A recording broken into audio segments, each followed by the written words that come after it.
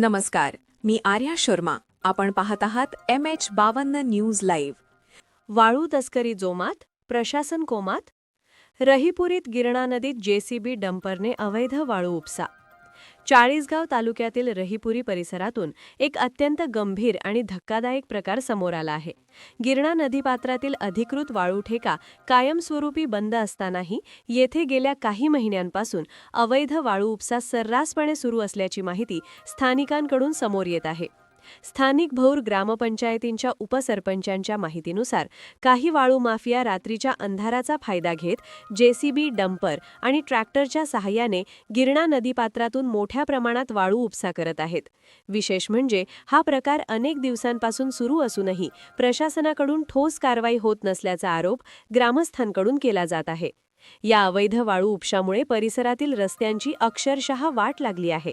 जड वाहनांच्या सततच्या वाहतुकीमुळे रस्ते खड्डेमय झाले असून नागरिकांना मोठा त्रास सहन करावा लागत आहे. त्याचबरोबर नदीपात्रातील बेकायदेशीर वाळू उपशामुळे पर्यावरणाचा मोठ्या प्रमाणात ऱ्हास होत असल्याची भीती व्यक्त केली जात आहे. गिरणा नदी हा परिसरातील जीवनदायी स्रोत मानला जातो. मात्र बिनधास्तपणे सुरू असलेल्या या वाळू तस्करीमुळे नदीचे नैसर्गिक संतुलन धोक्यात येण्याची शक्यता निर्माण झाली आहे. स्थानिक नागरिकांच्या मते येथे सध्या वाळू तस्करी जोमात आणि प्रशासन कोमात अशी परिस्थिती निर्माण झालेली दिसत आहे. प्रशासनाला सर्व माहिती असतानाही कारवाई का होत नाही, हा प्रश्न आता नागरिक विचारू लागले आहेत.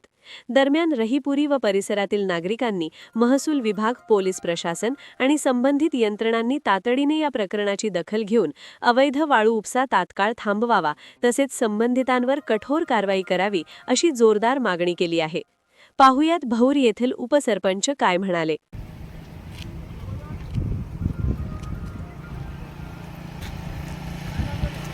नमस्कार मंडळी, मी भौर येथील उपसरपंच चंद्रभान मधुकर पाटील.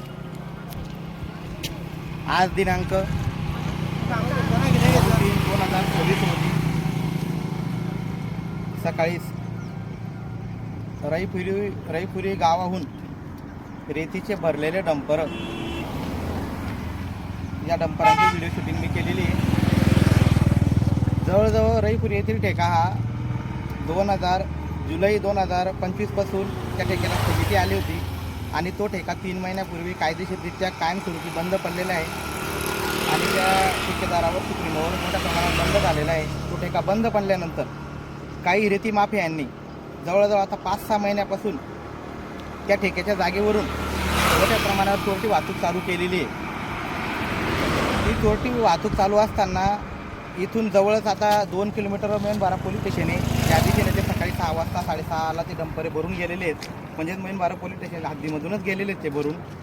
व तरीसुद्धा पोलीस स्टेशनकडनं अधिकाऱ्यांकडनं संबंधित गौण खनिजांच्या चोरट्या वाहतुकीवर कुठली कारवाई होत नाही.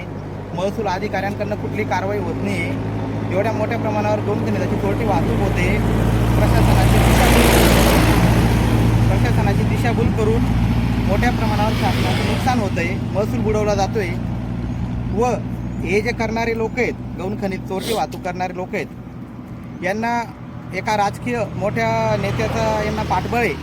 त्यामुळेच अधिकाऱ्यांकडनं यांच्याकडे दुर्लक्ष होतं आणि काहीतरी वेगळ्या पद्धतीने देवाणघेवाण करून म्हणा, अशा वेगळ्या पद्धतीने त्यांना ह्या गौण खनिज चोरटी वाहतुकीला सहकार्य केलं जातं आहे, अशा पद्धतीने दिसतंय.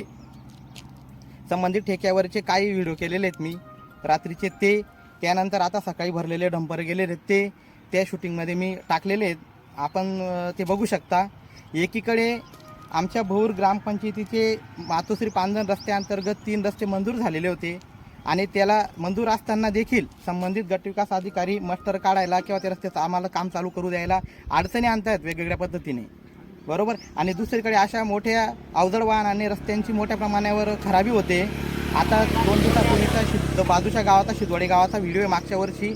तिथं एक डांबरीकरणाचा रस्ता झाला होता गावापासून तर मेमणारा गावापर्यंत. त्या लोकांनी सुद्धा एक व्हिडिओ बनवून टाकलेला आहे की रस्त्याची अवस्था एका वर्षात खराब झालेली, खूप असे खड्डे निर्माण झालेले तिथं. तरीसुद्धा आपल्या चाळीसगाव तालुक्यामध्ये मोठ्या प्रमाणावर रस्त्यांची खराबी होत आहे व गौण खनिजाची मोठ्या प्रमाणात चोरटी वाहतूक होते. या गोष्टीकडे प्रशासनाने लक्ष द्यायला पाहिजे होतं, परंतु ते देत नाही आहेत. या गोष्टीची खूप मोठी खेद वाटतो. व याच्यावर लवकरात लवकर कारवाई व्हायला पाहिजे लोकांवर. भेटूया नवीन घडामोडींसह. तोपर्यंत पाहत रहा MH52 न्यूज, आवाज जनतेचा.